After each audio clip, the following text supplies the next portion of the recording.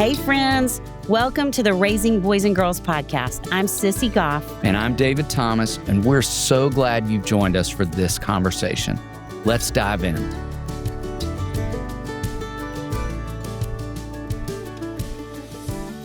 Well, hey, David Thomas. Hello, SissyGoff. I'm already missing our Enneagram series. I am too. We had so much fun. So much fun. But I'm super excited about this series. And I was thinking this morning about where we feel like kids are, where we feel like parents are. And I think we would both say we have a lot of concern around a lot of different ideas. And so this next series, you guys, we want you to buckle up because we're going to be talking about some things we haven't talked as much about that feel particularly important in today's world. Yes. And we're going to have some amazing guests who are experts in each of those areas. And will you tell them the areas we're going to touch on? We are going to be talking about what kids need now socially, what they need emotionally, what they need physically, spiritually, and what's going on culturally. Yes, what they need right now, you guys. So it feels like a really important conversation to tune into in these next few weeks. And we're going to kick it off with talking about what they need socially. Yes. Because every day in our office, we're sitting with parents of kids of so many ages who are struggling in relationships, relationships at home, relationships with peers, relationships out in the world. So this feels like a really important conversation to be having right now. Yes, it does. So can I kick it off? Please do. All right. We're going to begin. We're going to talk about 5 areas where kids are struggling today. And we're going to begin by talking about how kids need more civility. Our world needs more civility right now. Yes, it does. And I don't think it's ever been a harder time for kids to see evidence of that on people out in the world. Like if you turn on the television, sadly, I think kids don't get an opportunity to see a lot of civility just at the grocery store, at the coffee shop, in so many different spaces of adults behaving well. And so we get an opportunity to model something different. Let's talk about just even a big idea with this. So as we're saying, kids are growing up in a culture where indifference, dismissiveness, and criticism are the norm. And kindness feels like an option, which grieves me to even say that sentence out loud. In fact, we'd say kids today are hearing our opinions more than they're seeing evidence of kindness in the world. So, a few stats that are important to share, hard to hear. In a national survey from the American Bar Association, 85% of Americans said civility is worse today than it was 10 years ago. 85%. I'm honestly surprised it wasn't even a little bit higher than that. Me too. When people were asked who's to blame, social media and the internet topped the list, I would sure agree with that. with many saying they expect civility to continue to decline. I was thinking, I was behind a car recently that had one of those old bumper stickers that said, "Bark less, wag more." And I think, my goodness, we all need that bumper sticker right now. Because yes, we do. I think you and I talk about how fascinated we are that if you just kind of scroll through on social media, how many people are yelling? Like that's the default setting of just how they're communicating in the world. Like it's just an angry, loud tone. Yes. So our bumper sticker is bark less, wag more. So you can make connections with kids around this, that if adults are living in a culture where harshness is normal, it's no surprise the kids we love are absorbing that.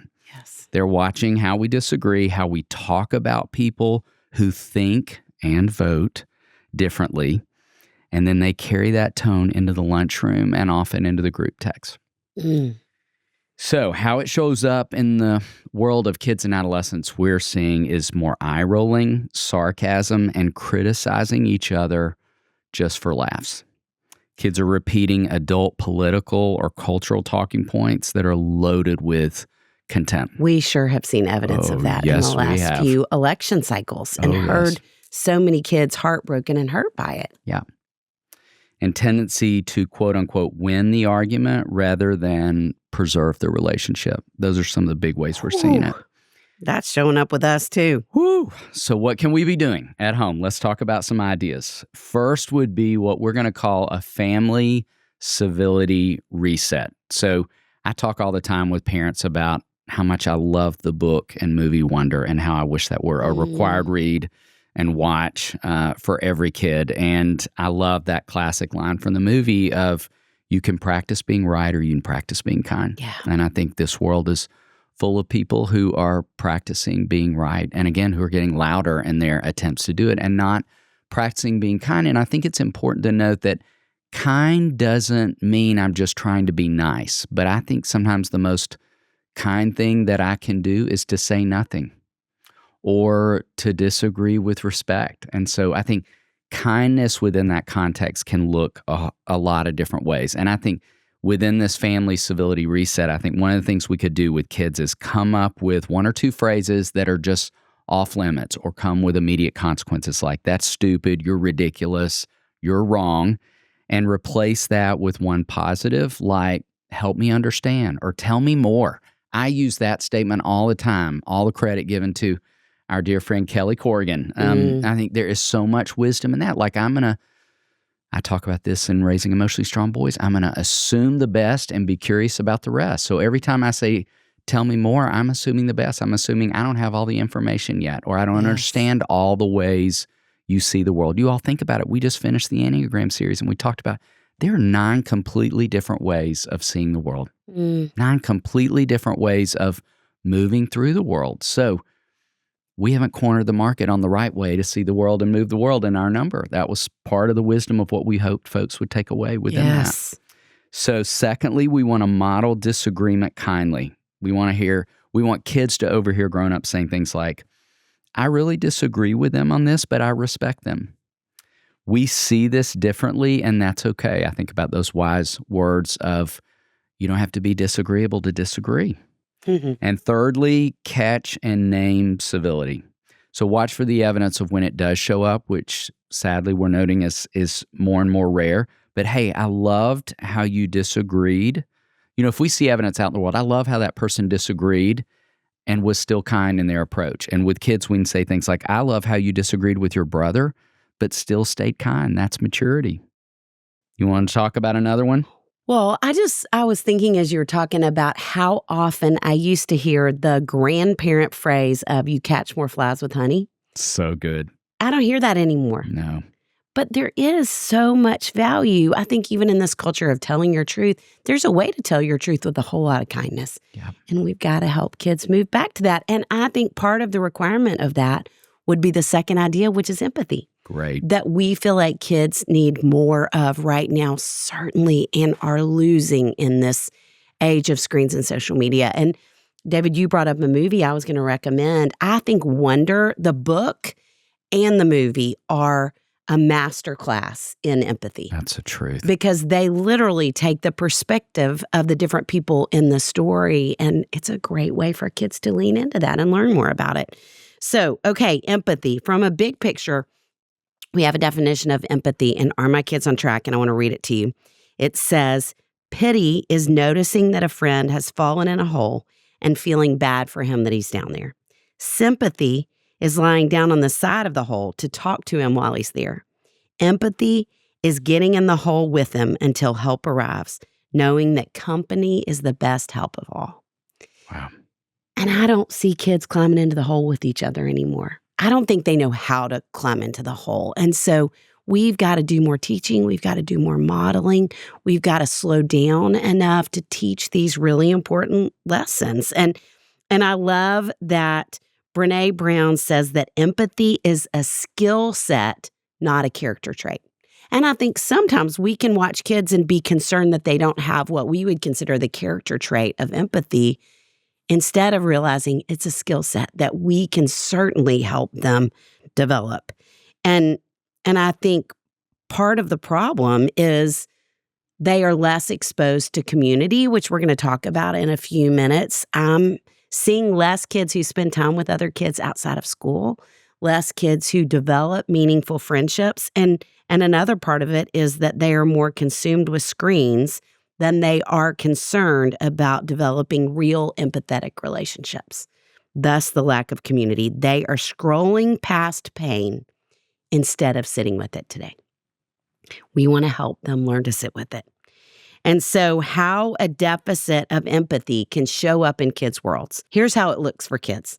Difficulty reading facial expressions and tone because so much is happening via text that we're losing that ability.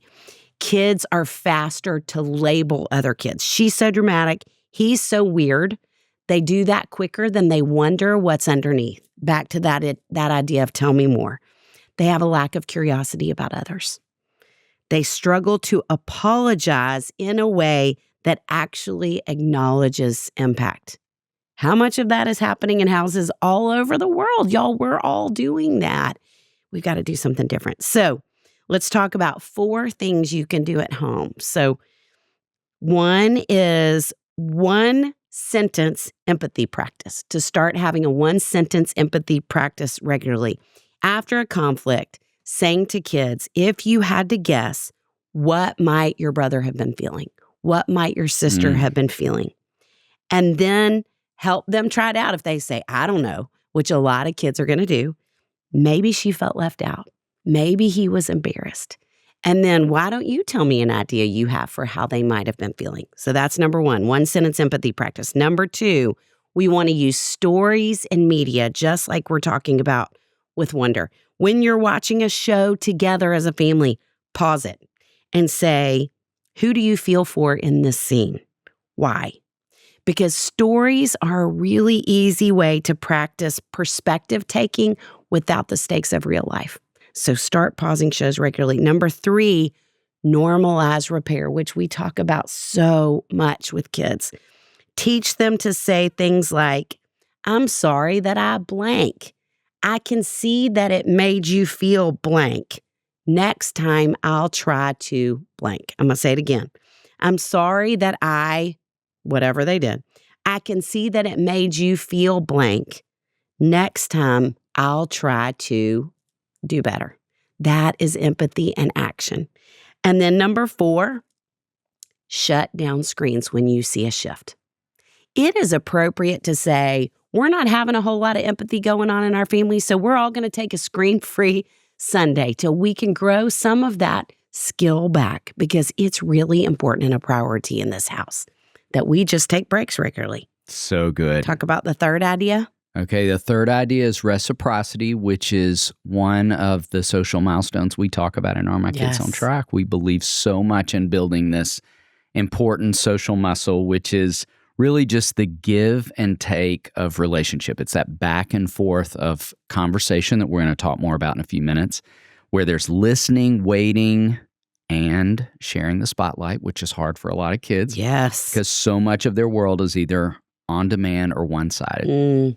And there's some fascinating data that revealed that young Americans ages 15 to 29 spent about 45% more time alone in 2023 than in 2010. That's a huge shift. Yes. A big shift away from in-person, back and forth interaction. So it's no surprise that kids and adolescents are struggling more in this space. There's just less practice and opportunity. Screen use displaces face-to-face connection. Professional pediatric groups note that time on devices replaces activities that actually build reciprocity, like unstructured play, family conversation, and shared chores. And even say that again. That was so good. Unstructured play, family conversation, and shared chores. Yes. And, even the evidence we've talked so much about kids and adolescents avoiding risk of, joining clubs less, joining sports teams less, not asking a girl to a homecoming dance. All those are opportunities for reciprocity. And so if I'm not in these real life opportunities, of course that muscle is going to be less developed. Yes. So prolonged screen exposure is linked with delays in language and social interaction skills, the very skills kids need for give and take conversations. Reciprocity is built when kids have to wait their turn to talk, compromise on which game to play, or stay in a conversation even when it's awkward. That doesn't happen as naturally when most interaction is curated or can be clicked away. Oof. And the ways we're seeing it show up the most in kids' worlds is monologuing about their own interests but not asking questions back. Oh my goodness. Man. I had a quarter for every time some 12-year-old boy had talked at length about a video game he loved. never reading any evidence on me that we should be done with this conversation right now. That's long enough to be talking about something that I'm interested in without passing the ball, which we'll talk more about what that means in a few minutes. Kids quitting friendships quickly when things get hard instead of working through. How often are you seeing that with more girls? than ever I before. bet. And it breaks my heart and concerns me for what that means for real life relationships moving forward. Absolutely. Long-term relationships. Difficulty tolerating boredom, waiting, or compromise. Ooh. So, a few ideas, parents, to think about as we develop this important social muscle. One, we want to teach conversation ping pong. Explain that good conversation goes back and forth. Practice at dinner. Everyone has to ask at least one follow-up question before sharing something from their day. I love that. I do too. And one of the ways, Sissy and I've talked before about this, and a reminder here that we help teach this in our offices is Sissy keeps a tennis ball nearby. I keep a little Nerf football, and we will throw those back and forth with kids at different points. And as I'm throwing the football, I'm going to ask a question. While you're holding the football, you'll answer. When you throw it back to me, you're going to ask me a question. And while I'm holding the football, you're listening. And so all of that practice is developing some of just the mechanics of reciprocity that you could be doing at home with your kids. They could be doing with each other as siblings. Can I tell another favorite idea? Please do. I love with kids, and I remember doing this with Henry little when the two of us would go out and have a meal together, and it was hard to get him to engage much in conversation.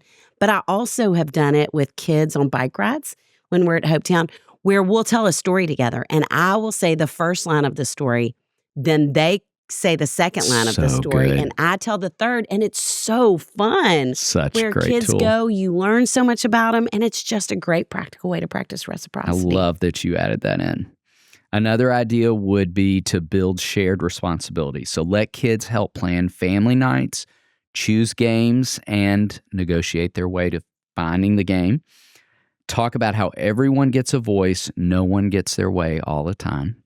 Can I add one thing about this too? Please. I have a family that I adore that I have worked with for over a decade. 3 girls that are now young adults, and the way that they share responsibility is now that their kids, their youngest, I think they started probably when their youngest was maybe a junior in high school with this. When they plan trips, the girls make the plans. That's incredible. They figure out the plane reservations. They figure out where they're going to dinner. And it's such great learning for those kids to do the work. And obviously the parents have approval financially and practically. But the girls love doing it together, and they feel so much ownership and pride in what they've done. It's incredible. I know. I love it. I love it too. Another idea is name reciprocity when you see it. So say things to kids like, I noticed you stopped talking and asked your friend a question. That's how friendships grow. Watch for where kids can practice. I think practicing with grandparents is a great way to develop the muscle of reciprocity too. And you could even role play with them before a visit with extended family members, and they could practice some questions to ask back and forth, and then they get to listen for those answers. So a lot of practice context. Yes. You want to talk about another? We would say today, more than ever in 33 years of counseling kids, that kids need belonging and connection desperately in real time, you guys. Kids are more connected digitally than ever, but loneliness and disconnection are surging, especially for adolescents and young adults. And belonging is the antidote. Some stats on that: a 2025 Hope Lab survey of 13 to 24-year-olds found that 61% said loneliness impacts their mental health, and 35% said loneliness actually disrupts their daily lives, you guys. 2024 American Psychiatric Association poll reported that about 1 in 3 Americans feel lonely at least weekly, with young adults 18 to 34 most likely to say they feel lonely every day or several times a week. Gallup data from 23 to 2024 says 25% of U.S. men ages 15 to 34 felt lonely a lot of the previous day, higher than the national average and higher than young women. Younger U.S. men are among the loneliest in the Western world. I believe it. Yes. Young people ages 15 to 29 are spending about 45% more time physically alone than they did in 2010. Wow. All that is true. And what we see in our counseling offices on a daily basis. Yes. And you all, again, we've got to do something about these things. We got to help. So how it shows up in kids' worlds, kids are more focused on followers than community and don't understand the difference between the two. They feel like I know a lot of people, but I don't have a lot of people. Kids just don't have a place they feel like they fit. We're seeing more anxiety, depression, and the idea of no one gets me, even when surrounded by people. And kids are bouncing from group to group and trying on different identities for a sense of acceptance. So, here are 3 things we would recommend that you try at home. Number 1, prioritize a few deep connections with your kids over shallow ones. Help kids invest in 1 to 2 safe friends, a small group, a team, a church group, rather than trying to keep up with everybody, because that is certainly what's happening on screens and Snapchat streaks and all of those things. Number 2, make home a belonging place. Create rituals. Friday pizza, family game night. We've talked before about how some of the parents that we love have walks and talks where they just regularly go for walks with the dog if they have a dog. Maybe they walk the cat, maybe they walk the ferret, whatever it is, and have conversations around talking. I had a mom in a store yesterday tell me those are her best conversations. But basically, those regular things we do with kids remind them that this is your safe place and you matter here. And I have had so many kids over the years say to me, school is not safe for me anymore. I certainly need home to feel like that. And so what can we do to bring that more out in the forefront? And number 3, I want to talk explicitly with kids about friendship health, because sometimes I don't think we do that, and teach them to ask themselves questions like, how do I feel about myself when I'm with this friend? Belonging should feel like being more of yourself, not less. That's something we want to say over and over to kids. That's so good. We talk about the last one. All right. Last one. We're going to go back and forth. Kids need practice in real time. Yes, they do. The old version of FaceTime, not the new version. So social skills are not learned in theory. They're learned in practice. On the playground, at the lunch table, in the carpool. Argument. Yes. Sorry. Working through conflict. Yes. It's such a valuable and necessary skill set. Our kids need more reps in real-time situations, not just more content about social skills. Ooh. You want to share some data? Yes. A 2023 Gallup survey found that the average American teen spends about 4.8 hours a day on social media, time that often replaces in-person, real-time interaction. Pediatric and developmental experts consistently warn, as you all know, that screen time pushes out face-to-face communication, outdoor play, and shared family activities, all of which are critical to social development. Recent research from the American Psychological Association suggests that excessive screen time is linked to emotional and behavioral problems in children. And those problems can drive even more screen time use, creating a vicious cycle. But on the positive side, large meta-analysis of school-based social emotional learning programs show that when kids repeatedly practice skills like cooperation, problem solving, and conflict resolution in real time, y'all listen to this, they have better academic outcomes, social skills, behavior, and perceptions of safety and their climate at school. The research basically is really clear. When kids get to practice skills like sharing, problem solving, and empathy in real moments with real people, they do better academically, socially, and emotionally.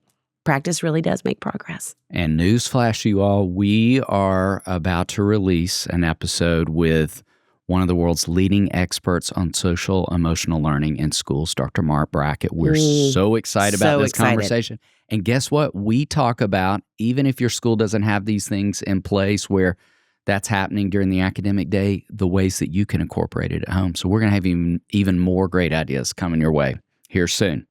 So let's talk about how it shows up in kids' world. So avoiding hard conversations by texting instead of talking. I have no idea how many conversations I've had. Yes. Hundreds with parents about that reality. And I even have a story in Raising Emotionally Strong Boys about a teenage boy who had a text exchange with his girlfriend's father that, let me just say, it did not go well. So practicing in real time is so important there. Melting down in conflict because they haven't practiced. Staying regulated and engaged and expecting relationships to feel like curated online experiences, easy to edit or exit. Ooh. Okay, some things you can try at home. Number 1, create low-stakes practices. Let kids order their own food. Let them check in at the doctor's office. Let them talk to the coach about playing time. Yes. Coach them beforehand. Help them know what to say and how to say it, and debrief afterward. Second idea, resist rescuing too quickly. When kids hit a bump with friends, instead of fixing it for them, ask, what are 2 ways you could approach this conversation? Role play their words. Number 3, build tech training wheels. As kids earn more digital freedom, pair it with expectations for real-world practice. So saying things like, for every hour on a screen, we want 30 minutes doing something interactive, playing, talking in real time, being outside with somebody. Practice makes progress, and we have got to lean in to practicing these ideas to help them with what they really do need in this world to navigate it. David, what a team we have that we get to call friends who help make this podcast possible. Chris Starrett, our engineer. Our management team at KCH. And we are thrilled to be a part of the That Sounds Fun network. Our music was created by the insanely talented Dave Haywood of Lady A. And if this podcast felt helpful to you, please consider subscribing, liking, sharing, all the things. We are grateful for you and cheering you on always.